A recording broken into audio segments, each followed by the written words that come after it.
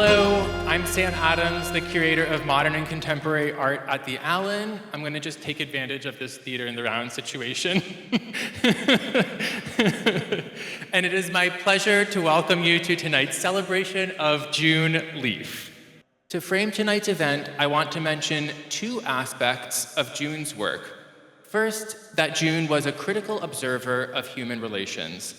She never tried to reconcile the sublime and the treacherous, or the beautiful and the grotesque, but held space for both and portrayed them side by side as inevitable features of individuals and of society. Her reminder of the coexistence of these polarities is especially resonant today. Second, you'll notice in the show that movement, gesture, dance, falling, climbing, and spinning play a prominent role. June decided at age 17 her feet were too big to be a dancer, yet she continued to choreograph her figures around her studio. Oberlin dance professor Cooper Albright and students in her Practice as Research, Research as Practice class have spent the semester imagining what it would mean to try to fulfill June's wish to become a dancer. These students, now at the age June was when she abandoned dance, have taken her works as choreographic cues to direct the movement of their bodies. Thank you, Ozzy, Molly, Olive, Alifair, Ella, Eliana, Mayim, Mina, Olivia, Perry, Vera, and Adlai. Please join me in welcoming Anne and her students.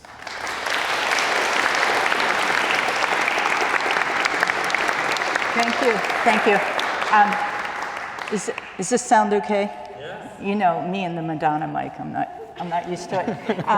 But before Sam leaves, I just wanted to say that many of you know they were one of the three curators, but they also wrote two beautiful essays in the catalog. And just incredible collaborator. In the 6 weeks I've been trying to inhabit June Leaf's work, Sam has been a great partner, and so please join me in thanking Sam again for this magnificent exhibit.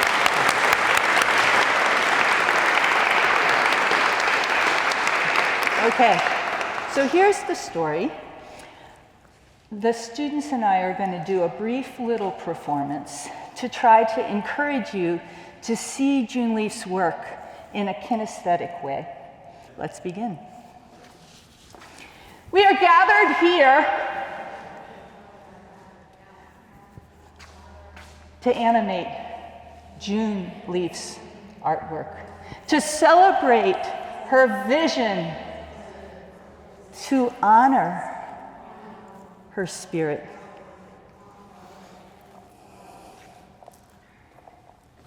Head, heart, hands. Head, heart, hands. Head, heart, hands. Her hands were strong and sensitive. She was a maker. She was making things her whole life. She tinkered. She crafted. She made work in paint, fabric, metal, any kind of material could become the substance of her imagination. Her hands helped her see. Her hands touched and she could see. I call it haptic vision. Joan Jonas said everything she crafted was either mythic or magical or mysterious. June Leaf saw with her hands. She saw by touching. I tell my students that we are an empirical culture, that in American culture, seeing is believing, but touching and feeling are suspect. But June saw with her hands. She talked about needing to feel and touch the work so she could understand it. So as you go through the exhibition, you need to see more than the object of art. You need to see the caring attention with which she crafted it. You need to see beyond its surface into its body. Look over here.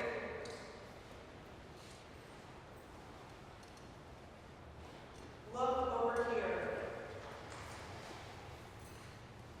Look over here. Look over here. Look over here. Look over here.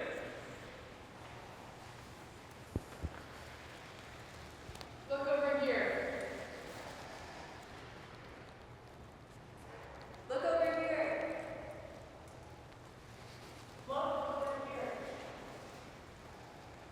Look over here. Look over here. Look over here. Look over here.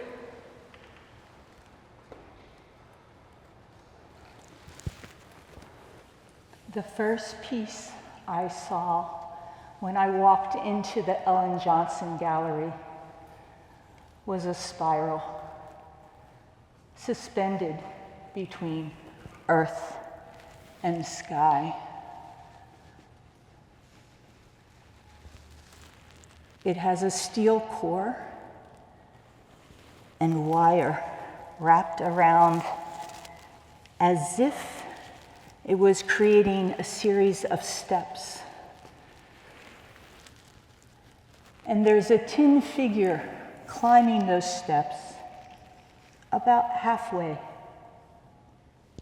June Leaf made this work in her early 90s, and she thought of it as a life journey, one step after the other, until you reach the sky.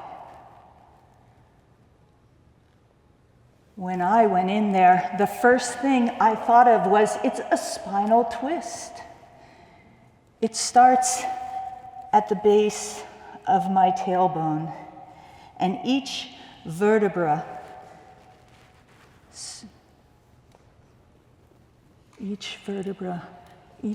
I can feel them spinning and spiraling, just as you must have spun and spiraled in order to see all the students.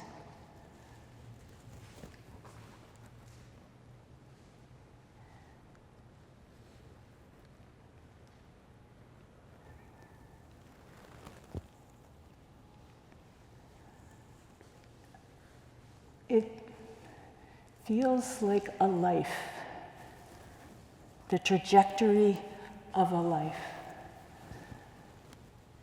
And just behind it, there's this big woman's head made of iron with this bulbous, it could be hair, but no. It was, her head had to be so big because she had so many ideas to fit into it. And behind that head, there are a series of drawings of figures inspired by ancient fertility goddesses. For June Leaf, the idea of the feminine was an idea of creative possibility. She even imagined that sometime she could make a monument to women that was so big you could see it from outer space. I want you to imagine with me. Imagine with me a big woman's head and bust with this enormous bag of ideas and creative potential. I want you to imagine that rising like a submarine or a goddess from the Persian Gulf, such that all the drones and all of the bombs and all of the men with their dangerous toys would stop in awe, realizing there was another possibility. People ask, is June Leaf a feminist? June Leaf was born in 1929. She's 4 years younger than my mother, 6 years older than Simone Forti, another artist whose work has inspired me. She might not have thought of herself as a feminist, but I know that generation. They lived through the shadow of the Depression, World War II. They didn't care at all about the 1950s. June Leaf worked every day for 70 years in her studio. She had persistence. She may not have had critical recognition, but she persisted. She forged, sometimes literally forged, her career over 70 years. And I can tell you something. She may not have called herself a feminist, but I would. And she was a gal who felt very comfortable with her power tools.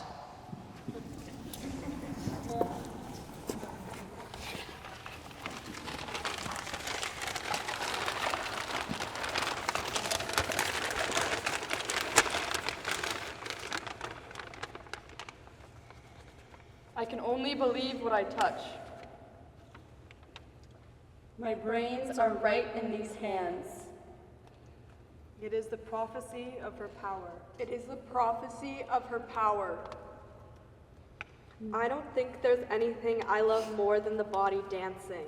It drives me wild. I think most people have a wonderful eye that's on the tip of every finger. So when I draw it, I am dancing. Think when you touch someone.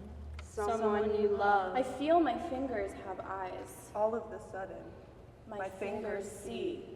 Who They needs to see. paint? Who needs to take photographs? You can just Human go beings around are very loving powerful, everything. but they're It's not very as simple. powerful I as just nature. have to make things move. That's To all. this day, I think just it's have to very make simple. things I move. love You know, more get than up, the like body. talk back to me. You know, that's Make what I them want. move.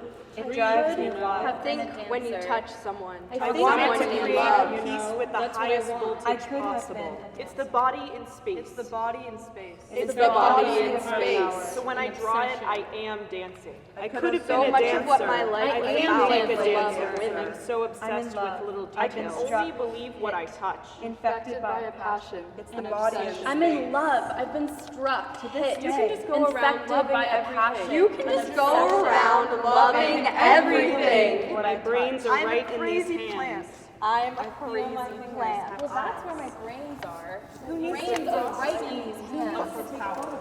I don't think there's anything I love more than the body dancing.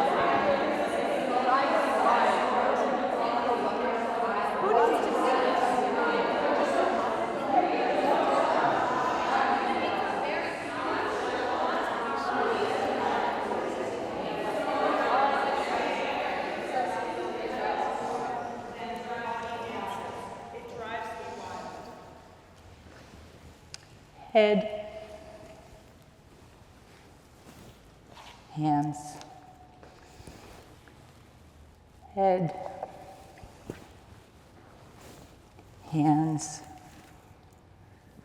head, hands, head, hands.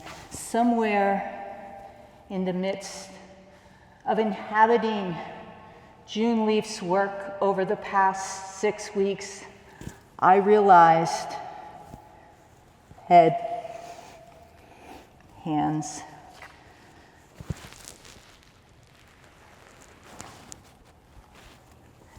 it was her heart that most infected me, her heart.